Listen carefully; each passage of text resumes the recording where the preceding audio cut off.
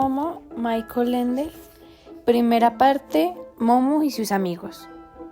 Un audiolibro hecho por María José Mondragón del grado 10-2. Una ciudad grande y una niña pequeña. En los viejos tiempos, cuando los seres humanos aún hablaban otras lenguas completamente diferentes, ya existían grandes y espléndidas ciudades en los países cálidos. En ellas se levantaban los palacios de reyes y emperadores. Habían calles anchas, callejones estrechos y callejuelas intrincadas. Se alzaban templos magníficos con estatuas de dioses de oro y mármol. Habían mercados multicolores donde se ofrecían mercancías de todos los rincones del mundo y plazas bellas y espaciosas en las que los ciudadanos se reunían para comentar las novedades y pronunciar o escuchar discursos. Y sobre todo, habían grandes teatros.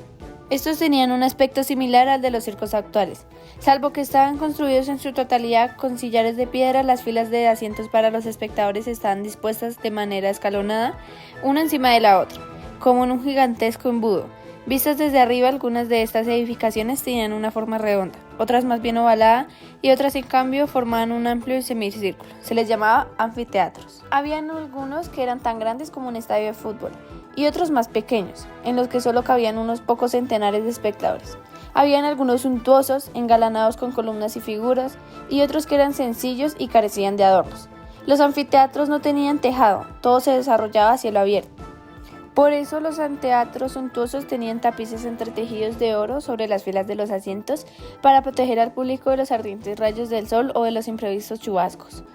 En los teatros modestos, unas esteras de junco y paja cumplían la misma función. En una palabra, los teatros eran tal y como la gente se los podía permitir, pero todos querían tener uno, ya que eran apasionados espectadores y oyentes.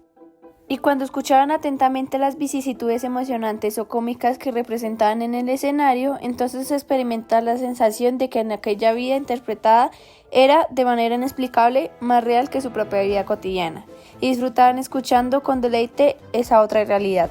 Han transcurrido milenios desde entonces, las grandes ciudades de aquella época se han desmoronado, los templos y los palacios han quedado destruidos, el viento y la lluvia, el frío y el calor han pulido y desgastado las piedras, y los grandes teatros quedan tan solo algunos vestigios. En los muros más agrietados, las cigarras cantan ahora su monótona canción, que suena como si la tierra respirase en sueños. Aún así, algunas de esas grandes y viejas ciudades siguen siendo grandes ciudades hoy en día. Naturalmente, la vida en ellas es bien distinta al del antaño. La gente se traslada en automóviles y tranvías, tienen teléfonos y luz eléctrica, pero aquí y allá, entre todas las modernas edificaciones, previven un par de columnas, una puerta, un fragmento de muralla o incluso un anfiteatro de aquellos lejos tiempos. Y en esas ciudades transcurrió la historia de Momo. En las afueras, en el extremo meridional, esta gran metrópoli, allá donde da comienzo los primeros campos y las cabañas y las casas, son cada vez miseras. Se encuentran escondidas un bosquecillo de pinos, las ruinas de un pequeño anfiteatro. En aquellos tiempos tampoco se contaba entre los ostentosos, digamos que ya por aquel entonces era un teatro para gente más bien humilde. En nuestros días, es decir, en la época en la que tuvo comienzo la historia de Momo, las ruinas habían caído casi totalmente en el olvido. Solo un par de profesores universitarios de arqueología tenían constancia en su existencia, pero no les interesaban porque allí ya no habían más que investigar. Tampoco era un monumento que se pudiera comparar a otros que habían en la gran ciudad. Así que pues por allí solo extraviaban algunos turistas que subían y bajaban por los sillares cubiertos de hierba. Hacían ruido, disparaban una fotografía de recuerdo y se iban de nuevo. Después el silencio retornaba al círculo de piedra y las cigarras entonaban la siguiente estrofa de la interminable canción, que por lo demás en nada se diferencia de lo anterior. En realidad solo conocían esta curiosa edificación circular las gentes de los alrededores. Allí apacentaban a sus cabras, los niños jugaban en el círculo central para jugar a la pelota y a veces por la noche era el punto de encuentro de las parejas de enamorados. Pero un día, entre las gentes del lugar, corrió la voz de que en los últimos tiempos alguien habitaba las ruinas. Decían que era una personilla de poca edad, presumiblemente una niña. De todas maneras, no se podía afirmar a ciencia cierta, ya que iba vestida de modo un poco estrafalario. Al parecer se llamaba Momo o algo por el estilo. En efecto, el aspecto de Momo era un tanto extraño, y probablemente podría asustar a un poco quienes deseen la gran importancia al aseo y al orden. La niña era pequeña y bastante delgada, de tal suerte que incluso con la voluntad no se podía saber si tenía solo 8 años y si ya había cumplido 12. Lucía un pelo alborotado y lleno de rizos negros como la pez, que parecía no haber tenido ningún contacto con un peine o tijeras. Tenía unos ojos muy grandes, preciosos y también negros como la pez. y sus pies presentaban ese mismo color, ya que casi siempre andaba descalza. Solo en invierno llevaba una vez unos zapatos, pero no eran iguales sino diferentes pares, y además le quedaban demasiado grandes, y esto era así porque Momo en realidad no poseía nada excepto aquello que encontraba por ahí o que le regalaban. Su falda se componía de distintos retales multicolores cosidos entre sí y llegaba hasta los tobillos. Por encima llevaba una chaqueta de hombre vieja y demasiado grande para ella, con mangas recogidas a la altura de las muñecas. Momo no las quería cortar porque era previsora y pensaba que aún tenía que crecer, y quién sabe si algún día volvería a encontrar de nuevo una chaqueta tan bonita y tan práctica con todos esos bolsillos. Bajo el escenario cubierto de hierba del teatro en ruinas se hallaron un par de cámaras medio destruidas a las que se podía acceder a través de la abertura del muro exterior.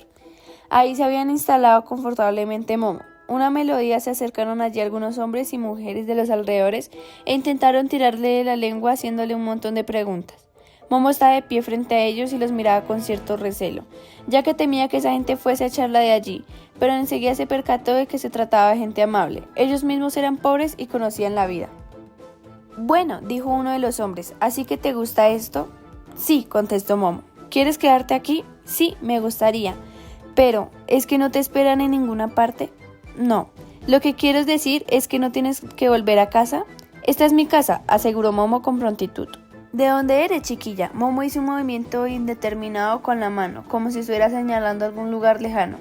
«¿Y entonces, quiénes son tus padres?», siguió preguntando el hombre. La niña se quedó mirando al hombre y a los demás con desconcierto y se encogió levemente de hombros. Los presentes se intercambiaron miradas y suspiraron. «¿No tienes nada que temer?», prosiguió el hombre. «No vamos a echarte de aquí, solo queremos ayudarte». Momo sintió silencio, pero sin estar aún convencida del todo. «Dices que te llama Momo, ¿verdad?» «Sí». «Es un nombre muy bonito, pero nunca lo había escuchado antes. ¿Quién te lo puso?» «Yo», replicó Momo. «¿Tú misma te has puesto ese nombre?» «Sí». «¿Cuándo naciste?» Momo se quedó pensativa durante unos instantes y finalmente dijo: «Hasta donde me alcanza la memoria, siempre ha existido». «Pero, ¿es que no tienes alguna tía, tío, alguna abuela, nada de familia en lo absoluto con la que puedas quedarte?» Momo miró al hombre y enmudeció durante algunos segundos. Después musiteó con voz queda: «Esta es mi casa». «Sí, bueno», replicó el hombre, «pero no eres más que una niña. Por cierto, ¿cuántos años tienes?» 100, titubeó Momo. La gente empezó a reírse porque creían que era una broma. «Ahora en serio, ¿cuántos años tienes?» 102, respondió Momo y aún un poco insegura. Pasó un buen rato hasta que la gente se dio cuenta que la niña era tan solo conocía un par de números que había pescado al vuelo, aun cuando no era exactamente lo que significaban, porque nadie le había enseñado a contar. «Escucha», dijo el hombre. «Después de haber consultado con los demás, ¿te parece bien que le comuniquemos a la policía que estás aquí? Entonces te llevarán a una residencia donde tendrás comida y cama y donde aprenderás a contar, leer y escribir y muchas más cosas. ¿Te parece, eh?» Momo le miró horrorizada. «No», dijo en un susurro, «no quiero ir ahí. Ya estuve una vez, también habían otros niños, las ventanas tenían rejas, todos los días nos pegaban sin motivo alguno. Así que no, saltaré ese muro y me escaparé, no quiero volver allí». «Te comprendo», dijo un anciano asintiendo con la cabeza. Y los demás también comprendieron y asintieron. «Está bien», exclamó una mujer.